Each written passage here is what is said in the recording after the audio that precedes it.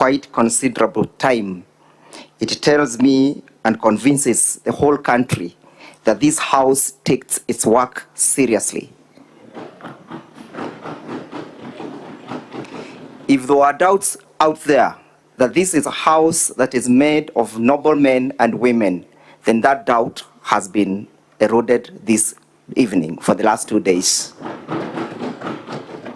And I therefore think it was then prudent for the drafters of our Constitution to think of creating a House of such high repute. A House that has been called upon to offer oversight over the performance of the county governments. Had it not been for this House, I assure you, honorable senators, that the ordeals that the people of Kenya would have suffered out there would be enormous and untold for. It was then prudent and wise that the drafters of the Constitution gave the singular role of oversight to this House and told this House that your oversight will not only be limited to how the resources of the county must or will be spent. The oversight was granted unto you, members of the Senate, and extend to seeing to the effect that Article 10 has been implemented. That is a question of integrity. It calls upon you, honorable senators, to look at the conduct of the people working in the county assemblies. It calls upon you, honorable senators, to see to it that Chapter 6 of the Constitution has been implemented as it is. Chapter 6 of the Constitution presupposes a scenario of the Caesar's wife, that the people working in the county governments must be beyond reproach. They must not even be suspected of any scintilla element or any iota of misconduct. They should not be suspected that they even attempted to get bribed. This is not a case of an attempt. It is a case that evidence has been led to the conclusion of any reasonable member of the society that yes, Mr. Monda was found with his hands in the cookie jar. That doubt has been erased. When Mr. Monda was put to task, why didn't you reverse the 100,000 shillings that you sent to Lucy? He simply says, I fell asleep. At the county assembly, he indicated that he fell asleep. When he was taken to task and taken through his M-Pesa statements, even as late as 23:57 hours, he was still transacting. When he was put to task whether he understand the M-Pesa procedures and whether he saw the prompt messages, he simply feigned ignorance. I do not know how to operate an M-Pesa. Ignorance is no defense. Ignorance cannot discount his misconduct. Ignorance cannot let him be pardoned for defrauding the least members of the society. Honorable senators, look at the person who was called upon to raise 800,000 shillings. A destitute youth, a jobless youth, a hopeless youth, a homeless youth, a youth whom we should be, instead of extorting, a youth whom Honorable Deputy Governor Monda should have been giving hope. Honorable senators, the conduct of Honorable Deputy Governor of Kisii County does not breathe hope to the youths of this country. His conduct is a conduct that goes to telling our youths that unless you have a godfather in the status of Honorable Monda, do not attempt to apply for any jobs in this country. That is the message that the conduct of the Deputy Governor of Kisii County is sending out there. This government is spending a lot of time The senators are on day-to-day allocating money to the counties to make sure that work and jobs are created. Those jobs are not created for the use of the status of the friends of Mr. Monda. The jobs are not created for the people who have connections with the deputy governor like that of Mr. Mosati. The jobs are created for all the youths. And behold, the Constitution provides that we are all equal before the law. We should be granted equal protection. But what is the deputy governor doing? The deputy governor is elevating through nepotism, cronyism, and favorism his friends. What of those youths? What of those, the Mama Mutura who spoke here? The Mama Mutura who passionately said, I have taken my child to school, and she has no connection to Honorable Governor Monda. What is the fate of that youth? Honorable senators, you are being called upon to do one of the most solemn things, to tell any person out there who may think that he has the conduct and the ability of extorting youths like Honorable Monda, that you have no space in the Republic of Kenya. That is a message that must be sent clearly. And it is not just a message that is coming out of this house.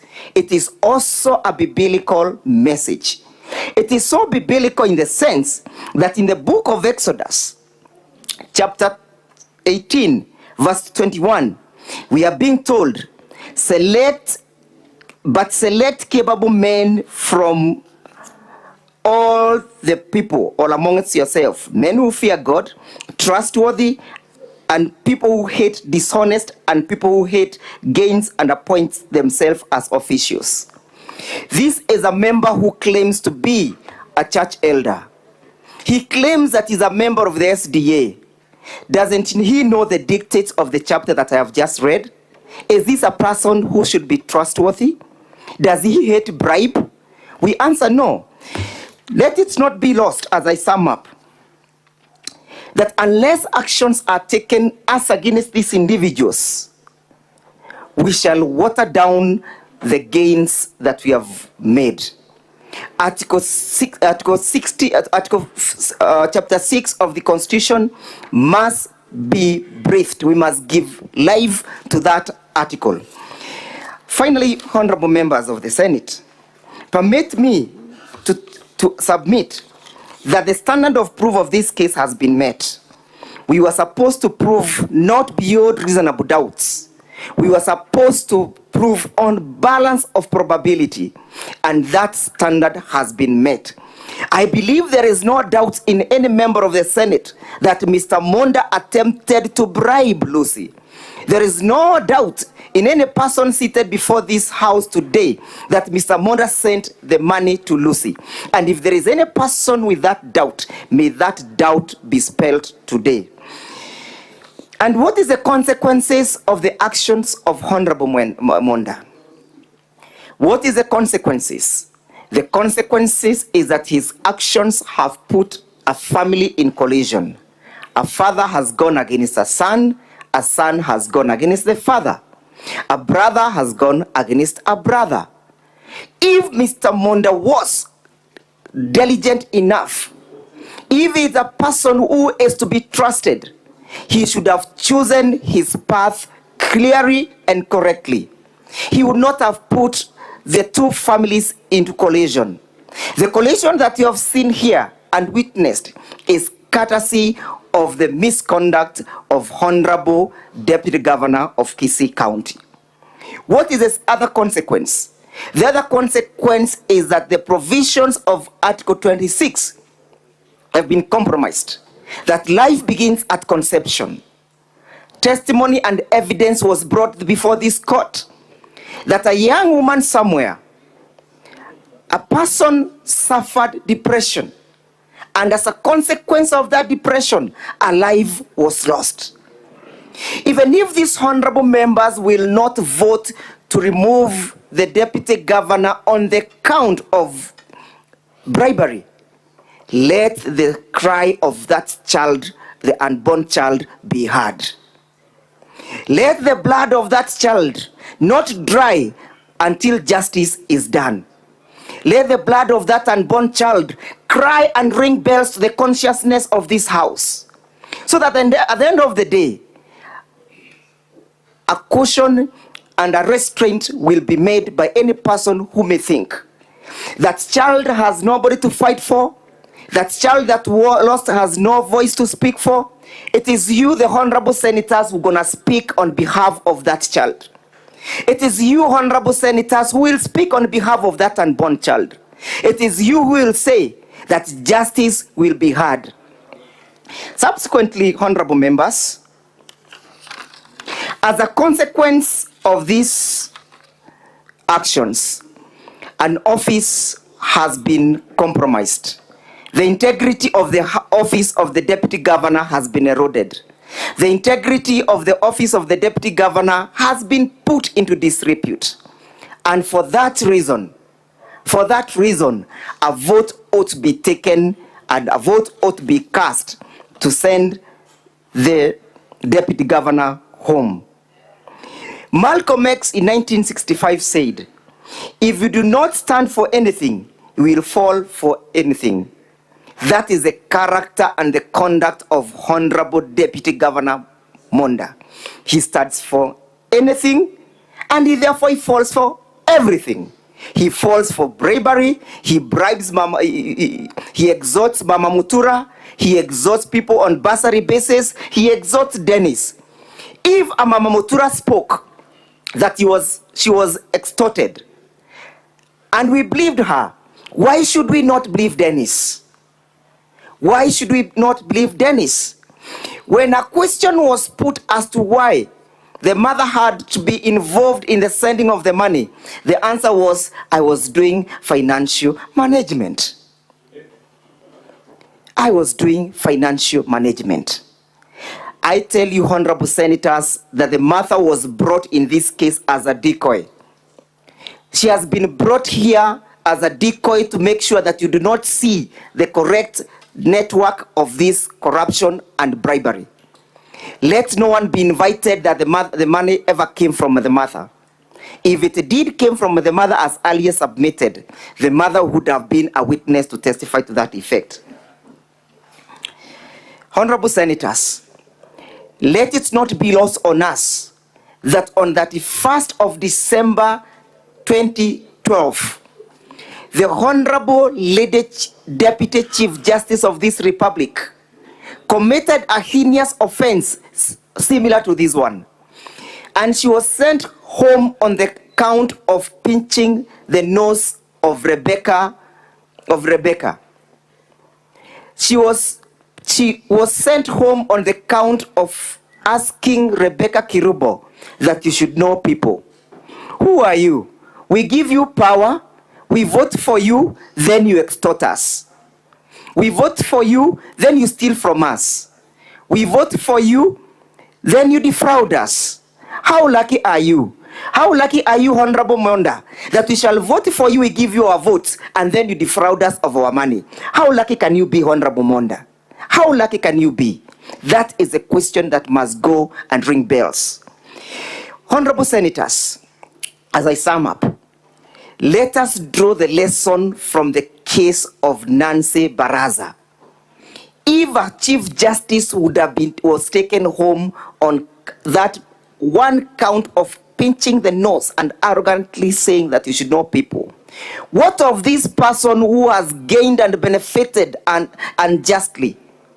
What of him? You are told that 500,000 shillings was being paid as a debt. Has evidence been brought before this case, before this Senate, to prove that Mr. Mosati owed the governor at a particular point? Zero. No evidence. Let us rise to the occasion, honorable members. As I sum up, look at the Watergate case. The Watergate case was a tight case. Somebody breaks and organizes the breaking of the National Convention, the Democratic Convention offices.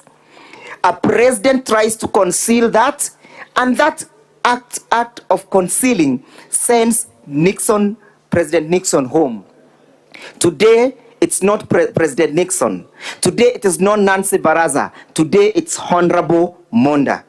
As I sum up, I am urging this honorable House to do what is right, not what is popular, not what is easy, not what is enticing, but what is right.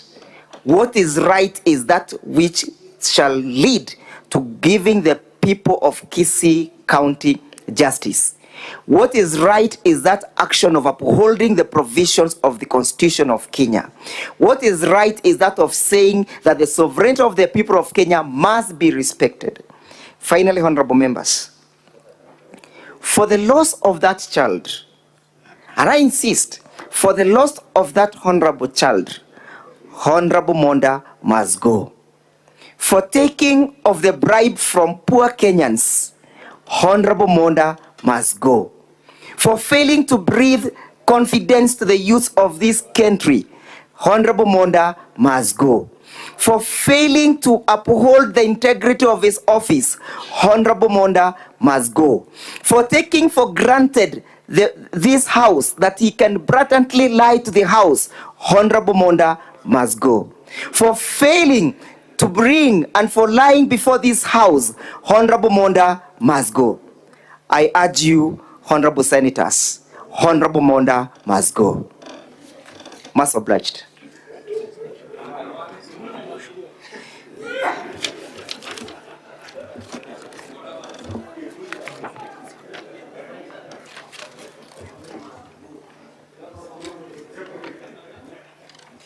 Finally, only one more issue, the competence of the motion.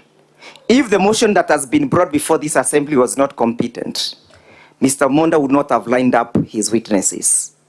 If it was not competent, he would not have appeared before the county assembly.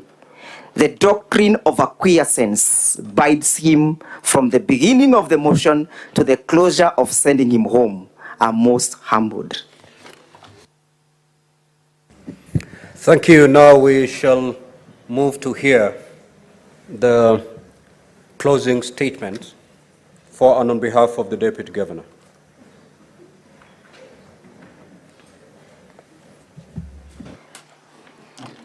Mr. Speaker, sir, members of the House, I rise to, in part, give part of the closing statement for the Deputy Governor. Mr. Speaker in the House, I'll reiterate the words of a member of this House who said during these debates that justice must not only be done, but must also be seen to be done. And to that I'll add that substantive justice must not only be done, but be seen to be done. And the reasons why I put this to this House as it goes to deliberate is that we have a situation where the DG has not had the opportunity to get substantive justice